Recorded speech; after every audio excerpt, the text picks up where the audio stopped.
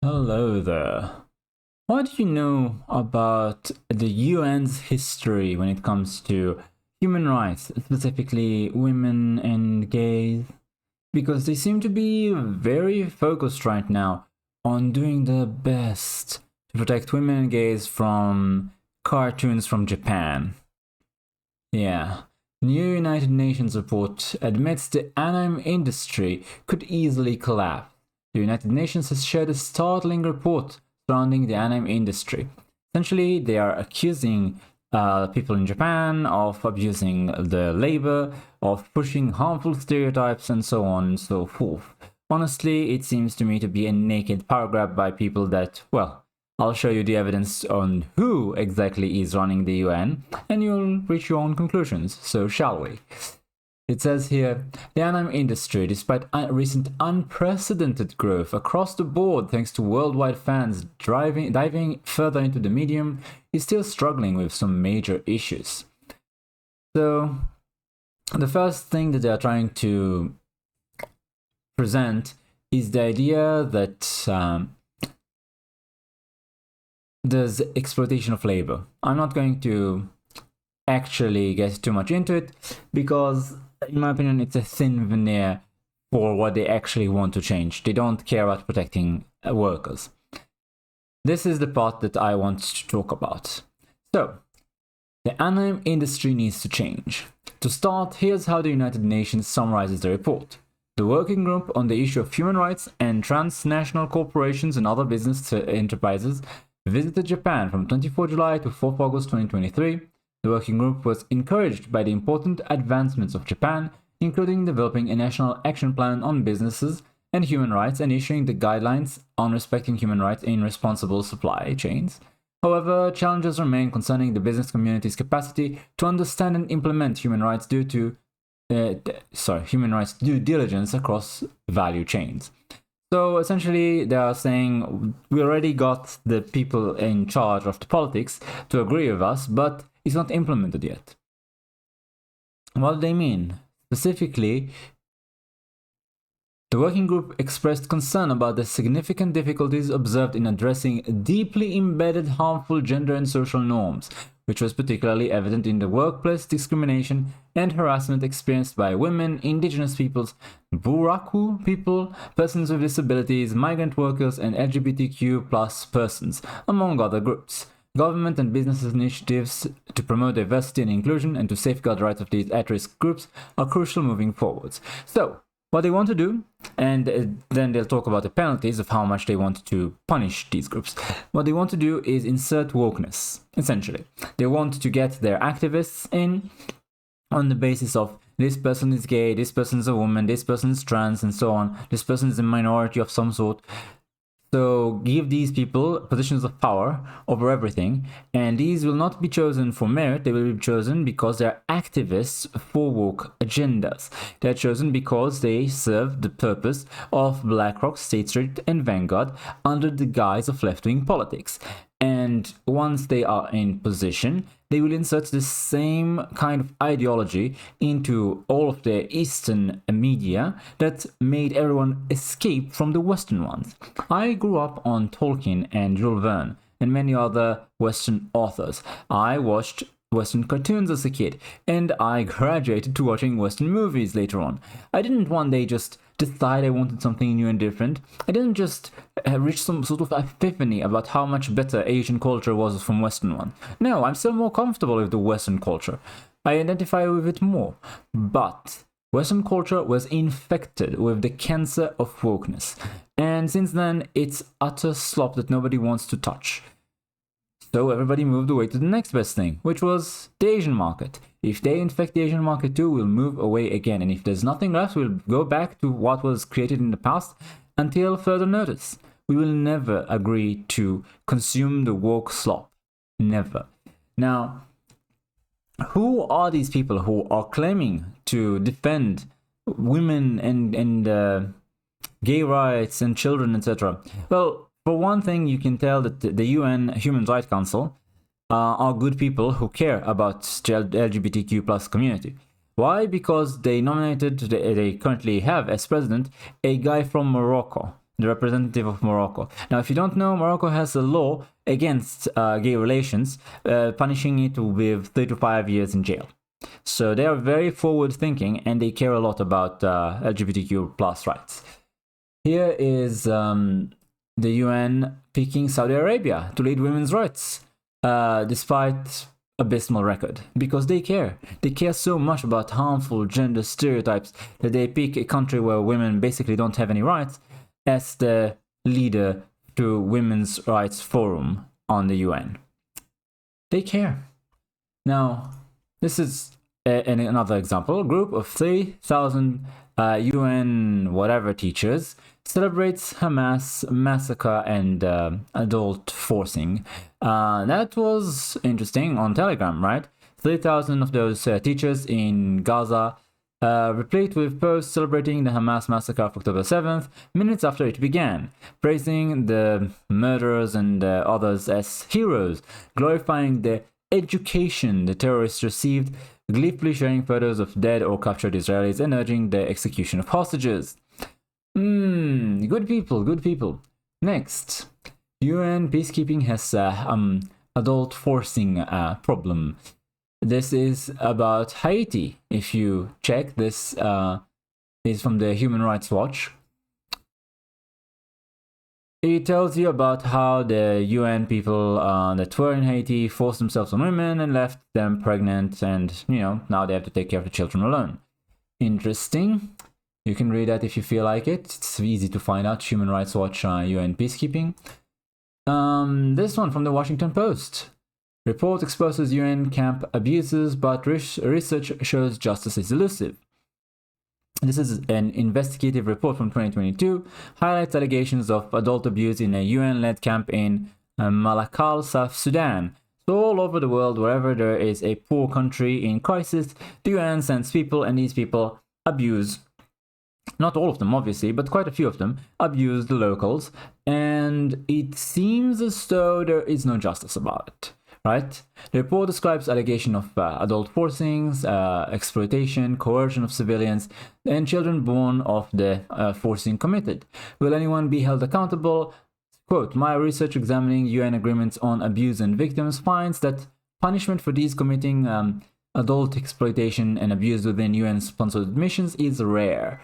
The entire article, once again, you can read it on your own if you want to. It's very easy to find. Washington Post report on UN camp abuses. Like I said, they literally don't get punished 99% of the time. These are the people telling you that, to defend LGBTQ plus rights and women, we must censor Eastern media. After you have completely ruined all escapism in the West, you now want to move forward because you don't do it for money and you don't do it to control the industry or anything. You want to control the people. And if we move away from the media that you control, then you have to move with us in order to keep pressuring us until we give in, until you have complete control over our minds, which is exactly what they want. It's not going to happen. Even if they manage to take over Eastern media, we're still going to keep moving away from you. We'll never agree. And Western media might even be reclaimed at some point. Elon Musk is already threatening to buy Dungeons and Dragons or Magic the Gathering or both. And who knows, with influx of, let's say, public interest for anything that is anti-woke, I don't believe for a second that people who voted for, let's say, the team of Trump, but also Tulsi Gabbard and RFK Jr., which were Democrats yesterday, and Elon Musk, who voted Democrat his entire life until Trump, and Joe Rogan, who's the same. It's a team of very moderate people who essentially, a lot of them are just disaffected liberals. This is literally just rejection of wokeness, rejection of BlackRock, honestly, of the idea that Western society is evil and has to be overturned. Because let's be honest, it's just a power and cash grab by the people that want more power, although they already have almost all of it. Own the decision-making power over 90% of S&P 500 if you watched my previous video, and 40% of all other US companies. and still want more. They want in your head, and don't let them. Now, the main point I have to make about the UN is, in my opinion, it should be disbanded. It's a corrupt body. It does not do what it's supposed to do. It does not guarantee peace anywhere on Earth. Its missions are often causing a lot of harm, and we don't need it. We need to get rid of it, in my opinion.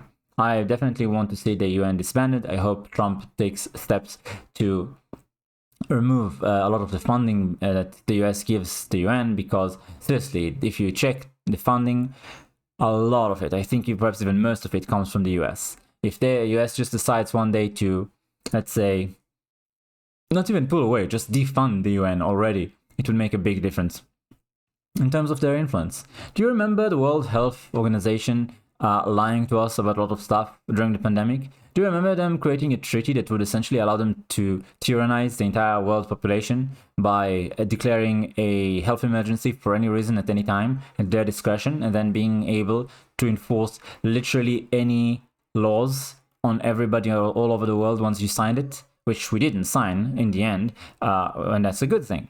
But I definitely think that the UN is a negative force in the world.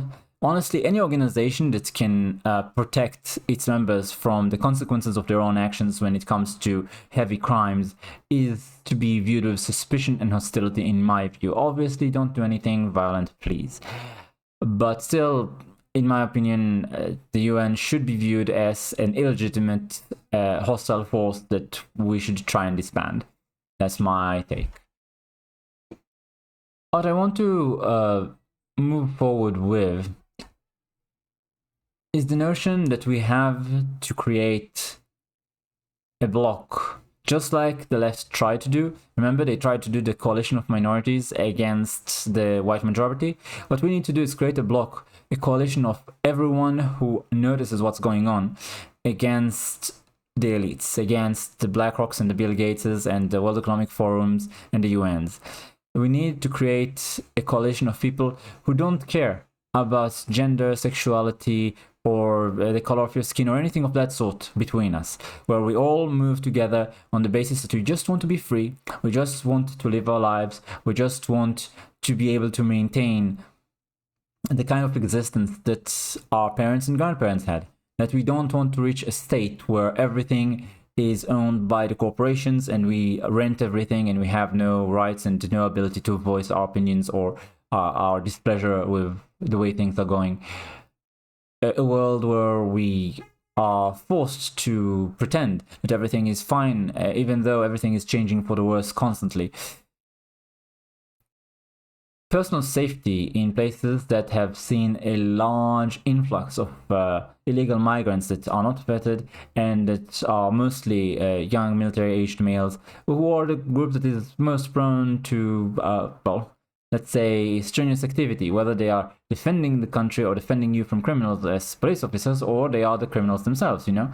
So we need to be careful with that group, especially when you tear them away from their society and from any sort of oversight, family, etc., and then put them in a foreign country that they don't know the language of.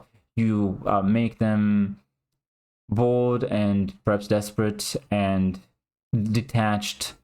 And obviously, it's going to give rise to the worst impulses. It's not difficult to predict that this will cause a worsening of their moral status. And this is why you can see, for example, in Germany, I believe I've seen the statistics a couple of days ago, where basically you have migrants being like 15-16% of the population, but over 50% of the crime. We don't want an increase in crime. And to say that, well, this is caused by illegal migration doesn't mean that there's anything inherent about their race that causes them to, do more crime. But rather, it's the circumstances that you created when you brought all of these young military-aged men detached from their families as a group into the country in a very short period of time. They will not assimilate. They will stay floating as some sort of alien colony that you maintain with government money, and they will be far more likely to do crime. It's the circumstances that the government created.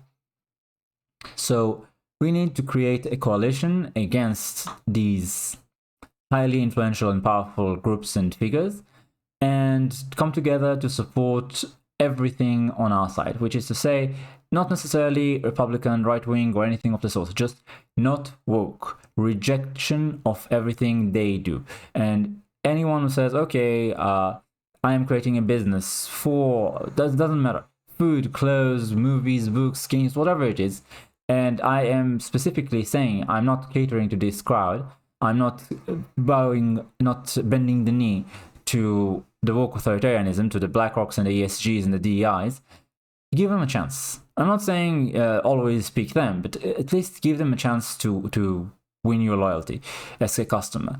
Give them a chance to get into the market, because the people who are currently buying our stuff from, a lot of it, hate us, and they're trying to change us, they're trying to destroy us, in my opinion. We really need an alternative economy that is not dependent on the largest oligarchy the world has ever seen, BlackRock, State Street, and Vanguard. And they are currently trying to wrap their tentacles around the rest of the world after essentially taking over Western economies. Push back if you can. In the end, you know, what do I like about anime? I'll tell you.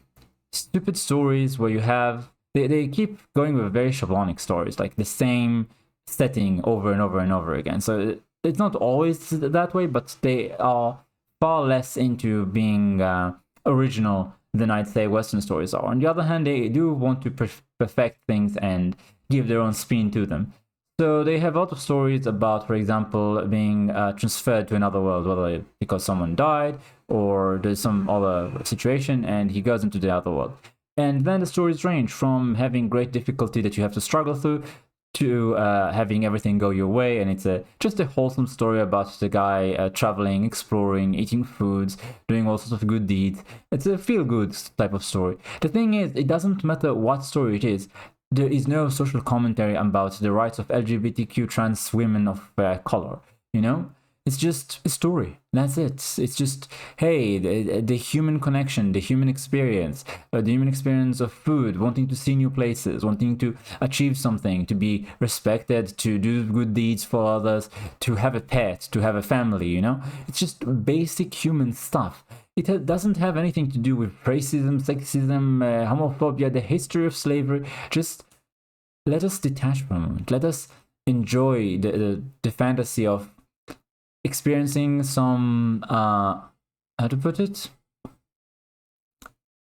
Something interesting that could be relaxing or funny or exciting, adventurous. Just something that shies away for a moment from this very contentious and over-political life that we currently lead. You can't open social media without having politics shoved in your face. You can't open a TV without having shoved in your face. Often, if you go to any workplace, you'd have it shoved in your face, especially if you're talking in office.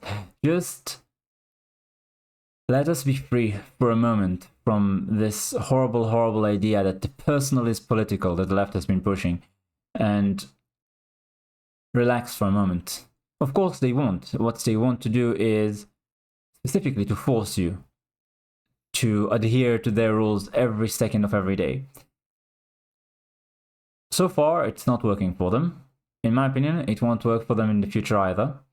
And I think I can say with confidence that the UN is not a moral authority, so I don't care what they have to say about the issue. Thanks for watching, like, comment, subscribe, and I'll see you next time.